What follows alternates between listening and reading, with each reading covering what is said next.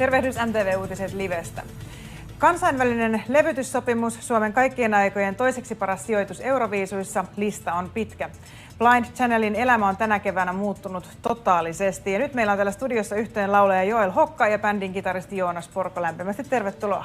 Kiitos paljon. Kiitos paljon. Ensinnäkin, oletteko ehtineet nukkua univelkoja pois, kun aika väsyneenä saavuitte tuolta Rotterdamista viime viikonloppuna? No silleen pikkuhiljaa, mutta lähinnä se oli just, kun me päästiin Suomeen, niin siinä vaiheessa me oltiin nukuttu pari tuntia Amsterdamista Helsinkiin lentoja. No nyt silleen pikkuhiljaa tässä alkaa vähän tasoittua, mutta ei saa valittaa. Joo, ei saa valittaa. Että kyllä nyt tietenkin tässä viime päivinä on vähän voinut ottaa silleen unilääke melatoniinikoktaililla backiin noita univelkoja, mutta kyllä se kuuluu asiaan, että on pieni muste silmien alla. Kyllä.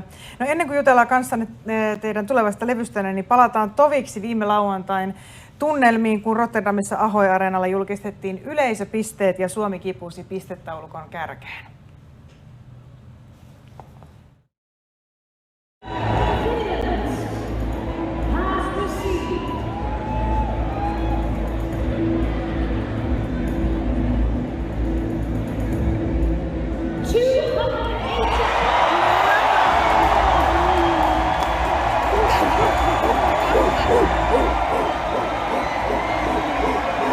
Voittoa teille ei tullut, mutta oliko niin, että itse asiassa voittaa ette edes lähteneet varsinaisesti hakemaan tai sitä ette halunneet?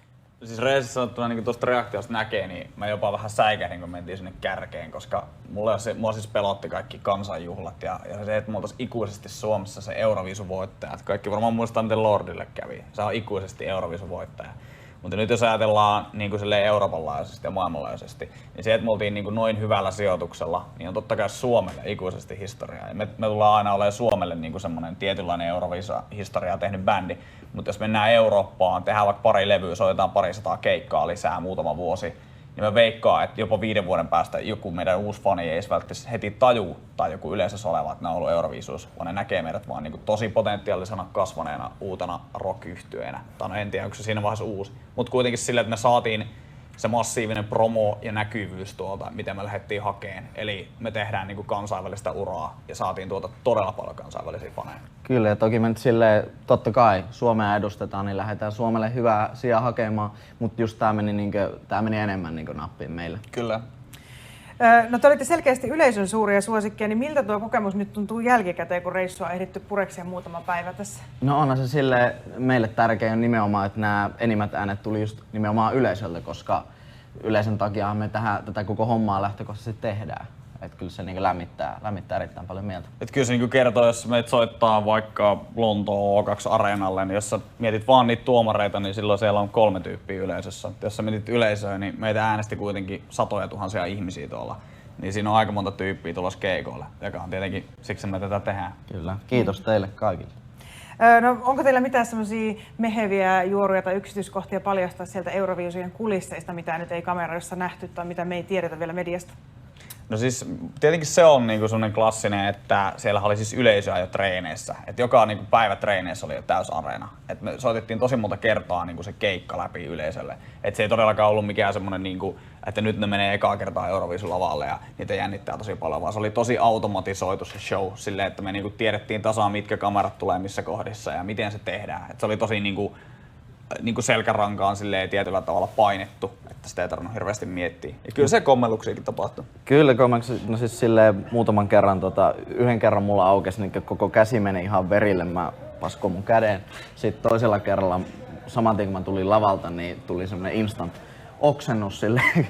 Se oli ihan oikeesti se mä annan kirjaimellisesti kaikkeni, mutta mä oon kyllä sitä mieltä, että jos ei tommosen 3 minuuttisen jälkeen ole yhtään huono olo, niin et sä sit oo antanut kaikkea. Okei.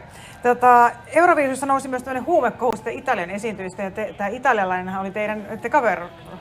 Te ystävystyitte hänen kanssaan siellä, niin mitä mieltä te olitte tästä kohusta, mikä nousi? No ainakin sille henkilökohtaisesti mun mielestä toi on ihan naurettavaa tämmöistä stereotypisointia, just että heti kun on tämmönen rokkari, jolla on vähän tatskaa ja kajalia silmissä ja näyttää tosi semmoiselta stereotyyppiseltä rokkarilta, niin sit kun se hetkeksi niin kumartuu, niin sit ajatellaan, että se heti on nuukkimassa jotain. Ja siis nämä Italian tyypit, siis aivan mahtavia tyyppejä, tosi hyvä karismaattinen bändi, että ei mitään pahaa sanottavaa kyllä heistä. Fanikuntana on nyt tietenkin kasvanut tämän Euroviisu-esitysten jälkeen todella paljon, niin missä päin maailmaa teitä nyt fanitetaan ja millaista palautetta te olette saaneet? Venäjä on räjähtänyt käsiin. Siellä on niinku ihan hullu määrä faneja. Ja tietenkin Keski-Eurooppa, Saksa ja nyt on myös Briteissä. Siellä on, niinku, me käytiin siinä top 50 listallakin Spotifys.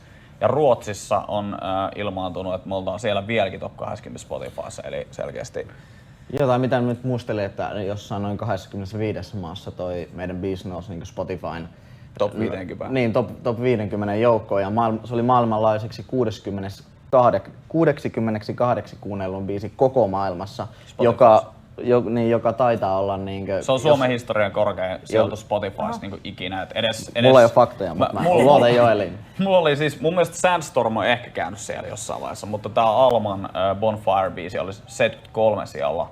Eli me ollaan muutamalla sijoituksella voitettu se ennätys. Ja mun mielestä toi on kovempi juttu kuin Euroviisu-voitto. Toi kertoo siitä, että niinku ihmiset dikkaa meidän musasta ja sitä me ollaan aina haluttu. No entäpä someseuraajat? Onko tullut ihan valtava määrä lisää someseuraajia? Instagramissa oli ennen Skabaa, mä muistan, me lähti Euroviisin 28 000, nyt on 140 000. Eli... Kyllä se on joka kerta, kun luurii niin erehtyy katsoa, jos sä avaat sen somen, niin se näyttää, että 100, 100, 100. Joo, eli se maksimimäärä, joka on siis tosi hieno juttu silleen, että just niin kuin Joel sanoi, että jengi on selkeästi löytänyt ton homman, niin se on hito hieno juttu. No onko tullut myös tämmöisiä niin yksityisiä yhteydenottoja, treffikutsuja tai muuta vastaavaa? No kyllähän niitä tulee, mutta sanotaan, että niitä viestejäkin tulee niin paljon, että jos sä käytät sua aikas siihen, että sä selaat ne kaikki, niin se on mun mielestä vähän silleen rankkaa, niin mä en ainakaan pysty kattoo luuria niin paljon. Mutta ei siinä pysy perässä, niitä tulee koko ajan niin paljon ja sit mulla on nyt taitaa olla 1800 viestipyyntöä Instagramissa, en mä pysty niitä lukemaan kaikki. Toki se silleen harmittaa, että haluaisi niinku kaikille silleen sanoa, että kiitos tästä huomiosta, että dikkaatte, mutta sitten jos sä alat käymään niitä kaikkia läpi, jos sä vastaat yhteen, niin tulee vähän semmoinen fiilis, että pitäisi vastata kaikkiin. Joo, sun pitäisi vastata kaikkiin. Ja mä oon joskus tehnyt nyt sitä, että mä vastaan niinku fanikommentteihin silleen, niinku yritän vastaan, mutta sit kun jos mä haluan vastaan muutamiin, niin käy just toi, että sitten osa ei saakaan sitä huomioon. Niin pitää vaan silleen jossain kohtaa ehkä ymmärtää se, että tää ei ole enää niin mun käsissä tää homma. Että me ollaan niinku, tää on vaan joka paikassa ja sit jengi vaan voi niinku dikkailla siitä.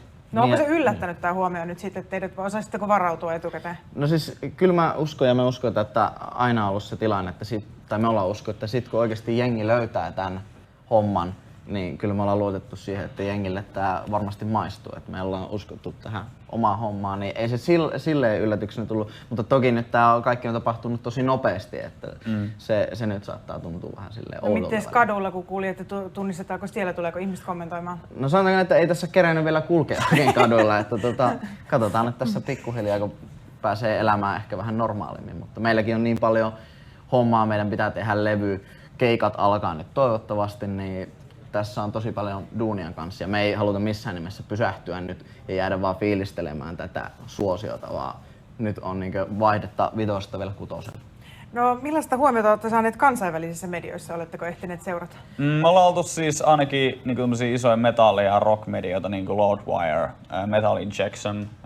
New York Times. New York Times. Noterassi, se oli aika siisti juttu. Että, ja sit toi on isoja rock-medioita kaikki, mä en saa äkkiä päähän, mutta siis Kerrangin ja vastaavia, jotka on uutisoinut meistä. Et silleen niin selkeästi ollaan tehty impakti tollasella niin raskaammalla musalla, että menty Euroviisuihin ja näytetty siellä, että niin uudenlainen raskaampi musa pystyy kiinnostamaan nuorta ja pop-yleisöä ennen kaikkea.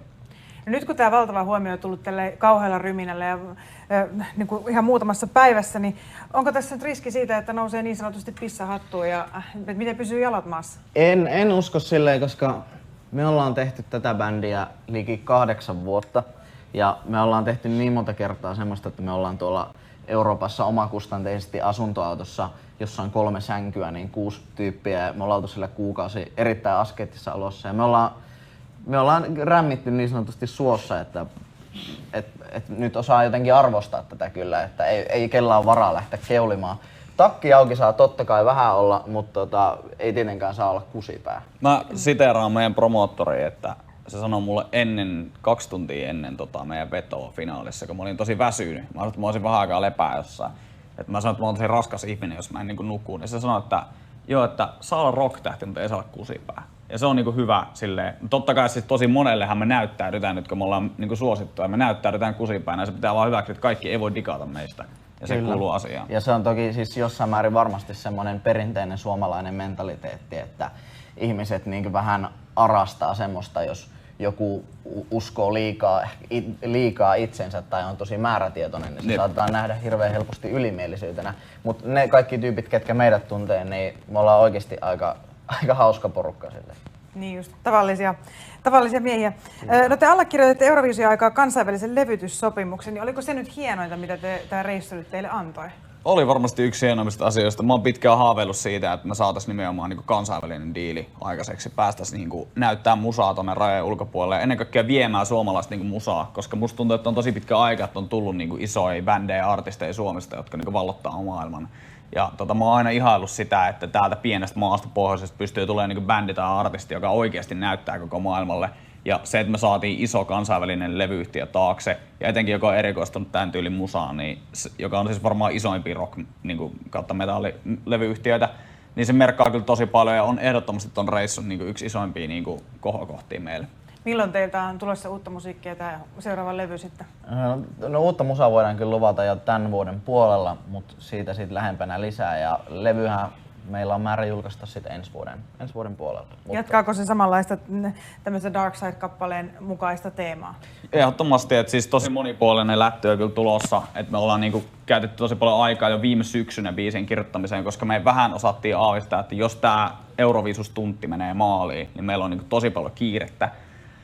Me varauduttiin kirjoittamalla kasapäin biisejä ja nytkin meillä on siis koko kesäkuu buukattu täyteen treenejä, kirjoituspäiviä, studioita. Et me nyt kun rauta on niin sanotusti kuumaa, niin me kyllä taotaan niin paljon, kun siitä lähtee irti. No onko nyt tulevalle kesälle tai kenties ensi vuoden kesälle jo buukattuna isoja festivaaleja täällä meillä tai maailmalla? Kyllähän noita on silleen listalla jääpäin, josta suuri osa ei ole siis todellakaan vielä julkaistu. Ja toki me nyt odotellaan, että mitä tässä maassa tällä hetkellä tapahtuu näiden rajoituksien osalta, mutta toivotaan vahvasti, että päättäjät ottaa kans huomioon, että esimerkiksi tämä Euroviisut oli erittäin hyvä esimerkki, että tämmöisiä isoja massiivisia tapahtumia pystyy järjestämään turvallisesti ilman tartuntaketjuja. Kyllä siis todellakin hallitukselle, niin kuin aiemminkin on sanonut terkut, että oikeasti, että mun mielestä olisi kiva, että tapahtumajärjestäjille annettaisiin selkeä viestiä, että joko voidaan tai ei voida järjestää. Että semmoisessa löysässä hirressä roikuttaminen niin on tosi raskasta, kun monet tapahtumajärjestäjät, niiden elämäntyö saattaa olla se festari ja niillä on oikeasti elanto kiinni siinä. Meillähän tietenkään se maailmanloppu olisi, jos keikkoja ei vielä tulisi, mutta me kyllä toivotaan tosi paljon, että koko alan puolesta, että hallitus oikeasti ottaisi sitä vakavasti ja alkaisi miettiä, että voidaanko antaa esim. Loppukesälle jo mahis koronaturvallisiin festareihin. Kyllä, ja meillä ei ole tässä silleen suoranaisesti vaan oma lehmä ojassa, niin kuin joku saattaisi ajatella, koska tässä maassa on niin paljon artisteja, joilla ei ole tapahtumatyöntekijöitä, teknikoita, joilla asiat on oikeasti aika huonosti ollut pidemmän aikaa, että tähän tarvitaan oikeasti selkeästi muutos.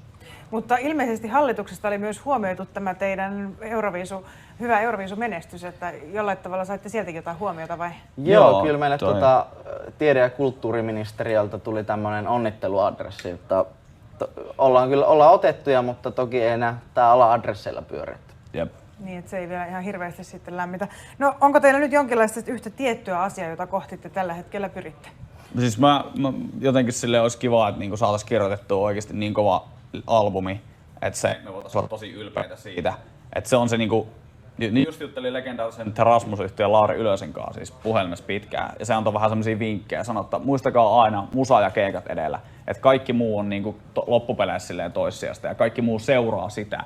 Niin jotenkin siitä tuli semmoinen tosi hyvä viba, että tollainen suomalainen legendaarisimpia rock-tähtiä, mitä tästä maasta on tullut, niin sanoo tollaiset sanat. Ja mä tajusin, että meidän on pakko oikeasti fokusoida siihen, että tehdään mahdollisimman hyvä levy ja mahdollisimman isot keikat.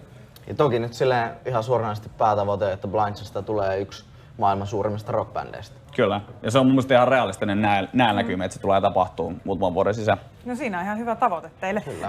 Teidän musiikkiannehan on verrattukin Linkin Parkin musiikkia. Hiljattain Linkin Parkin perustajiin lukeutuva Mike Shinoda kommentoi myös asiaa, niin miltä teistä tuntuu, kun tällainen huippuartisti huomioi teidät? Kyllä siinä vähän semmoinen pieni poikamainen tirskahdus pääsi silleen, kyllä kyynelkana vaikka tässä ei varsinaisesti otettu oikein selvää, että mitä Mike oli mieltä tästä biisistä, mutta mua ei tavallaan, että mulle riittää se, että Linkin Parkin perustaja ja sen on kuullut Blind Channelin biisin, niin se on jo paljon. Se on kyllä joo, ehdottomasti. Mutta just silleen mun mielestä se, mihin mä tarttusin siinä, että Mike Shinoda itse sanoi, kun porukkaa, jotka on ollut silleen vähän, että onko tää joku Linkin Park-kopio. Joo, totta kai Linkin Park on ollut yksi isommista vaikutteista, mutta Mike Shinodakin itse sanoi, että ei hän jotenkin näe, että tää olisi mitenkään Linkin Park, silleen, mikä mun mielestä on aika hyvä juttu kuitenkin. Nyt teillä on ollut melkoista pyöritystä koko tämä viikko, ettekä ole vielä siis ehtineet esimerkiksi Ouluun takaisin. Millaiset juhlat on luvassa Oulussa, kun sinne menette? Onko kaupunki jotenkin huomioinut tätä teidän menestystä? Vasta elokuussa on siis järkettävissä ilmeisesti joku, mä en ole kuullut vielä mitään tarkkoja speksejä, mutta ne haluaa siis jonkun konsertin järkkää meille. Ja mä ajattelin, että käydään vetää, että mikä siinä. Nythän me mennään Ouluun lähinnä vaan siis, no nöyrästi sattuna paukuttelemaan henkseleitä, mutta siis silleen näyttää naamaa. Kyllä. Silleen sopiva vaatimattomasti, ei kusipäisellä No tavalla. ei todellakaan, lippis syvälle päähän ja aurinkolliset maskin. Vähän moikkaan ystäviä ja perhettä. Ja niin kaikkia sit pitää käydä mutsia ja niin faijaa moikkaan. Niin, mites perheet on reagoineet tähän? No onhan ne varmasti mehuissaan kaikesta. Ne kannusti tietenkin kovasti kotona sitten, kun oli... Kyllä, ne varmaan jännitti enemmän kuin minä. niin, mä luulen just silleen, että toi itse Euroviisun lähetys ja tää pistelasku tuntuu varmaan kotikatsomossa jotenkin vielä paljon jännittävämmältä, mitä se on ehkä siinä kun mä istun niin mun parhaiden ystävien kanssa ja ollaan siinä otettu pari lasia viiniä, niin ei se jotenkin, se jännitys ei ole samanlaista. Silleen. Ja puhelimeen paukkuviestejä koko aika. Joo, no, mutta me tehtiin itse asiassa sille jätken kanssa semmoinen diili, että otetaan tasa yksi puhelin sinne green roomiin, että nyt oikeasti ollaanko me tänne tultu somettaa vaan nauttimaan, että me kerrankin päästään niin 3500 yleisön ympärille ja nauttimaan niin oikeasti live-musiikista ja hienosta esityksistä, niin me päätettiin, että me otetaan tasa yksi luuri, että me nautitaan nyt ja ei someteta niin liikaa. Hyvä ja onnea vielä kovasti tästä menestyksestä. Toivotaan oikein menestyksekästä jatkoa myöskin ja kiitos vierailusta Joel Hokka ja Joonas Porko. Kiitos paljon. Ja MTV Uutiset Live lopettaa nyt lähetyksen tähän ja palataan hetken kuluttua uusin aiheen.